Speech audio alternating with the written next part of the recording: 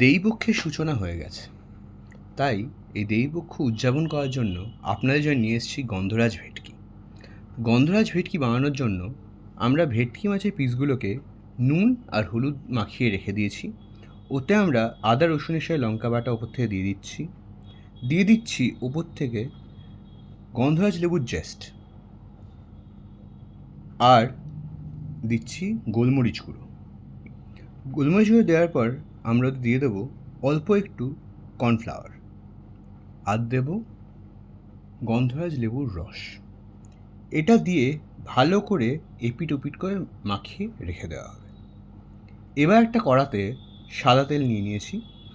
Marinate করে রাখা ভেটকি মাছগুলোকে এক এক করে ছেড়ে এপিট ওপিট করে ভালো করে ভেজে নেওয়া হবে। মাছগুলো ভেজে আমরা তুলে রেখে দেবো। এবার ওই সেম মাছ ভাজার তেলেই আমরা দিয়ে দেবো তেজপাতা, চেরা কাঁচা লঙ্কা, আর দিয়ে দেবো হচ্ছে গোলমরিচ গুঁড়ো। তার সাথে দিচ্ছি আমরা পেঁয়াজ বাটা, আদা রসুনের সাথে লঙ্কা বাটা, গন্ধরাজ লেবুর জেস্ট আর গন্ধরাজ লেবুর রস দিয়ে এটাকে ভালো করে কষানো হবে যতক্ষণ না আদা রসুনের কাঁচা গন্ধটা চলে যায় আর তেলটা ছেড়ে যায়। এবার এতে আমরা দেবো স্বাদ অনুসারে নুন,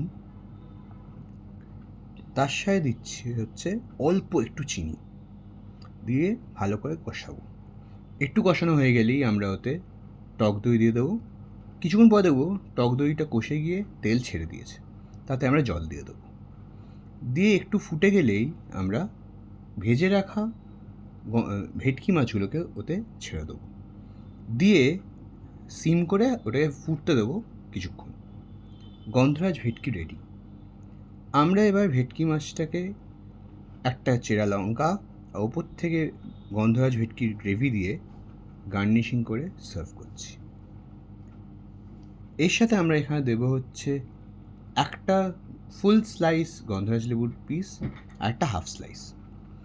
আমাদের এই আইটেমটা আপনাদের পছন্দ হলে লাইক, শেয়ার এবং কমেন্ট করবেন, আর এই রেসিপিটা আপনারা অবশ্যই ট্রাই করবেন। আজকের মতো এখানেই শেষ করলাম।